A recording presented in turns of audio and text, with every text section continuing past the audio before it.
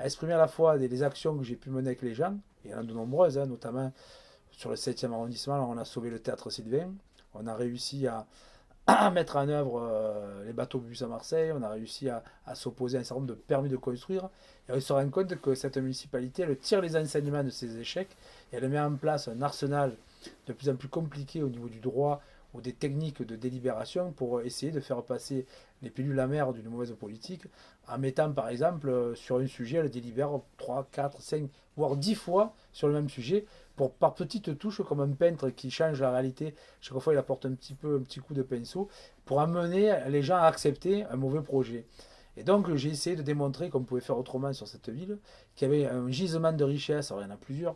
Il y a par exemple le personnel municipal qui est décrié, mais à l'intérieur, il y a à la fois les cadres, les techniciens et les salariés de cette ville qui ont des capacités à faire et qu'on confisque, à qui on confisque tous les jours leur savoir-faire, en sous-traitant beaucoup de leur savoir-faire à du privé, donc en payant des prestations, alors qu'ils sont déjà payés eux-mêmes et qui pourraient le faire. Il y a un deuxième enrichissement de richesse qui est la récupérer en régie publique toute une série de choses qui ont été déléguées au privé. Il y a la gestion du stade Vélodrome, et on a les écoles aujourd'hui avec le PPP sur la rénovation, la gestion des écoles, de 44 écoles. On a par exemple tout ce qui a été confié à des sociétés privées au niveau de la gestion des parkings qui pourrait rapporter de l'argent à la collectivité pour investir de nouveau. Et là, on le délègue et donc on transfère la richesse au privé. Mais ce livre aussi, c'est pour moi le moyen d'exprimer que les questions environnementales, c'est pas simplement le verdissement du système. Et c'est à ce titre-là, en tant que président national du MNLE, où j'exerce cette responsabilité depuis plusieurs années maintenant, il m'a semblé que dans la gestion publique locale, on pouvait faire autrement. Je parle par exemple de mettre en place une agriculture périurbaine, sur la gestion de l'eau.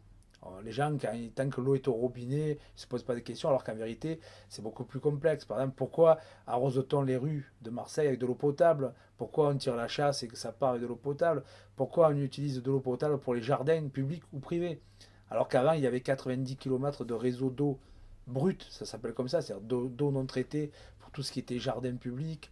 On peut faire autrement aussi en termes de rafraîchissement de la ville. Dans une période où le climat, les températures augmentent, on peut urbaniser différemment et redonner de place aux fontaines publiques dans cette ville, reverdir des espaces qui ont été minéralisés. On est vraiment dans une conception de la ville qui n'est pas la mienne.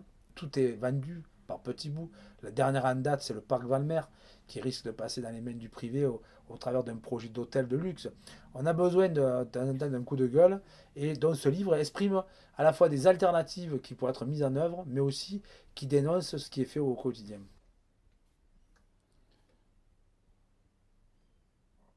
Finalement, ceux qui ont les moyens, ils s'assument, et ceux qui n'ont pas de moyens, eh ben, ils n'ont pas finalement à être là. C'est un peu l'histoire de ce qu'on appelle la gentrification en anglais.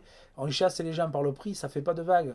Petit à petit, un certain nombre de populations partent, s'éloignent du centre-ville, s'éloignent des quartiers parce qu'ils ne peuvent plus payer leur loyer, ils ne peuvent plus payer leurs impôts, ils ne peuvent plus payer un certain nombre de services. Et quand on voit même que l'école publique aujourd'hui, c'est surtout l'école privée qui reçoit le plus d'inscriptions. Pourquoi? Parce que financièrement, c'est pas parce qu'elle est payante, au contraire, c'est parce qu'il y a plus de services qui sont rendus aux parents et aux enfants que dans les écoles publiques de la ville de Marseille, qui est la compétence majeure qui reste à la municipalité, puisqu'avec la métropole aujourd'hui, les grandes fonctions comme les transports, le nettoyage, l'économie, la planification, tout est parti à la métropole. Mais c'est le même.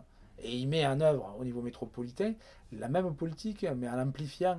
Et c'est pour ça qu'avec le livre, je fais la proposition de. Je mets un débat. Alors, ce n'est pas un programme électoral, on est loin des échéances, mais au moins trois questions. Sur la question de l'eau, je propose la mise en place d'un parlement de l'eau pour remettre la démocratie dans la gestion publique, pour que les citoyens, entre autres, puissent participer au choix. Je propose que dans chaque arrondissement, on ait un lieu culturel, une médiathèque par arrondissement, et la mairie a le patrimoine pour le faire. Et je propose également qu'on ait la création d'un musée de la mer, mais multipolaire, de l'Estac à la Pointe-Rouge, en utilisant des choses qui existent. On a un retard considérable. On a besoin de développer des nouvelles lignes de transport public, notamment les métros. On a besoin d'un axe nord-sud de transport rapide. Le métro est l'idéal. Et pour cela, il y a des moyens aussi financiers qui peuvent exister. Donc là, on est vraiment dans des choix à faire. La municipalité ne les a pas faites. On arrive à la croisée des chemins. Les quartiers les plus difficiles de Marseille ne sont toujours pas desservis. Voilà, donc ce livre-là, il se veut un plaidoyer pour cette ville. Et je termine par le fait il faut changer de municipalité, mais ça fera en son temps. Je rappelle que les élections sont en 2020, que d'ici là, il faut construire l'alternative à cette politique-là.